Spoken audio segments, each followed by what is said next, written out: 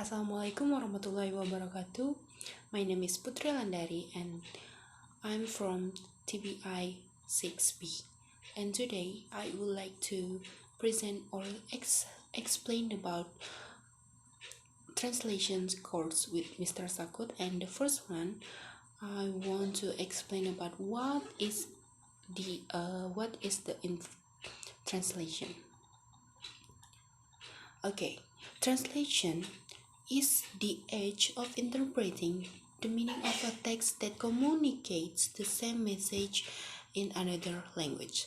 The text to be translated is called the source text, and the language to be translated is called the target language, and the final product is sometimes called target.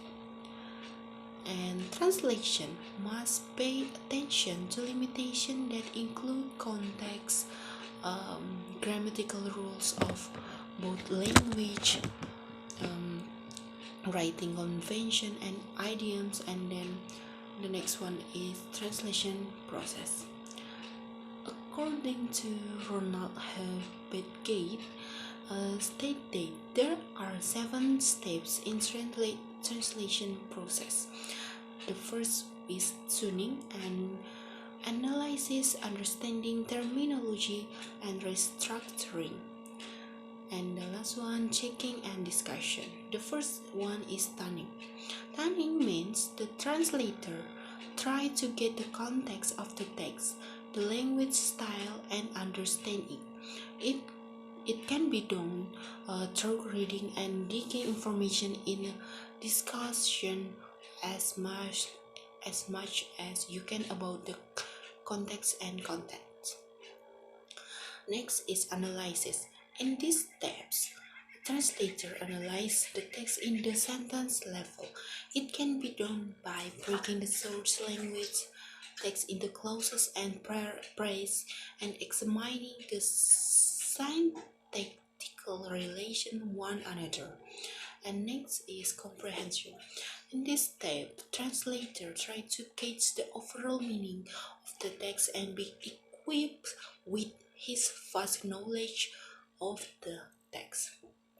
And next is terminology, an effort to find equivalent and appropriate terms for the transfers from source language to target language.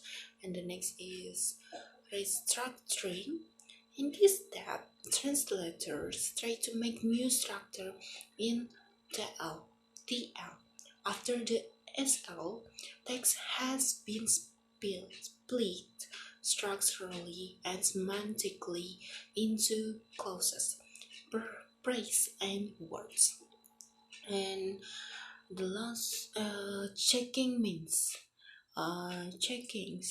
means proofreading. Translator check the final draft and then consult it to expert or editor, ex-taxa, and then discussion. After having review for expert or editors, then it goes to the last step. In this step, the final draft in target language is ready to be published and criticized by public.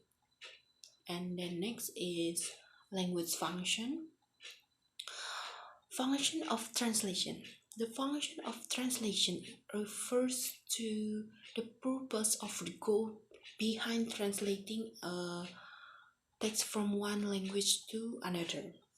There are several functions of translation, including informative function, translating to convey factual information accurately, and expressive function, translating to convey emotion, attitudes, or subjective elements present in the original text.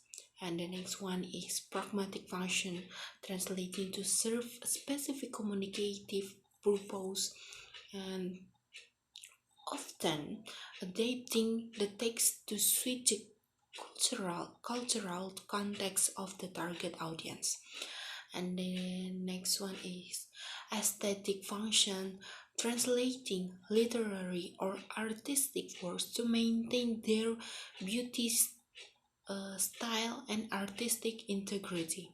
And the next one is directive function, uh, translating to provide instruction, comments, or guidance. And negotiative function, translating in diplomatic or negotiation context to bridge language barriers and facilitate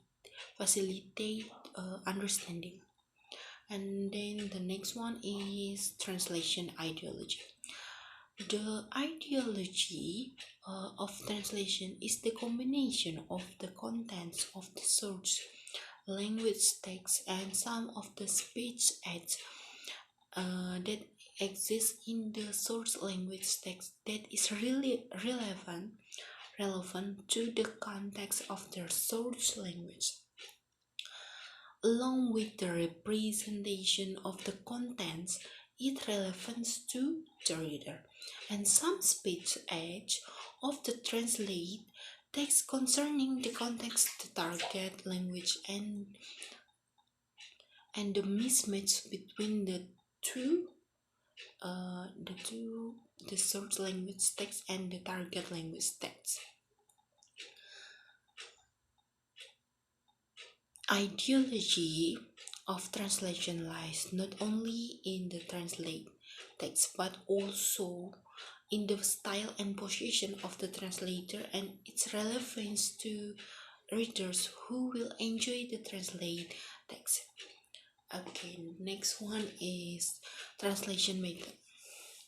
This can be referred to as creative translation, and in a way, it is translation by any means necessary idiomatic translation which reproduce the message of the original text by specifically utilizing the target language idioms and colloquialism.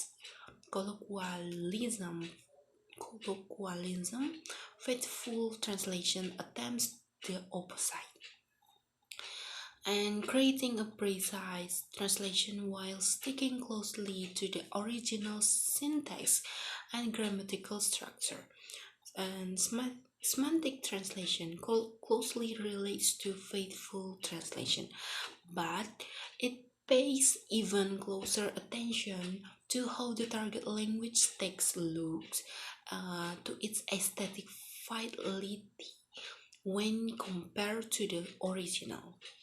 Okay, the last one is translation technique, or I have two translation technique. The first one is direct translation, and the next one is indirect translation.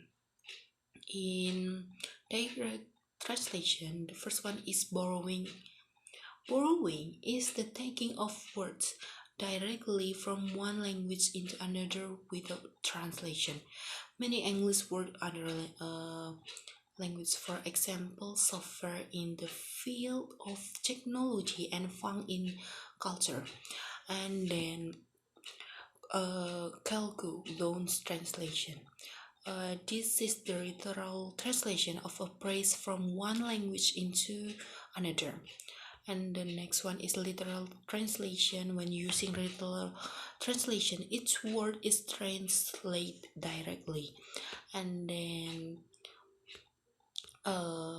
in indirect translation, the first one is transposition, and then the next one is modulation, and then this translates the text in a way that conforms to the natural patterns of the target language. I think that's all of my comprehension about my material, and thank you. Wassalamualaikum warahmatullahi wabarakatuh.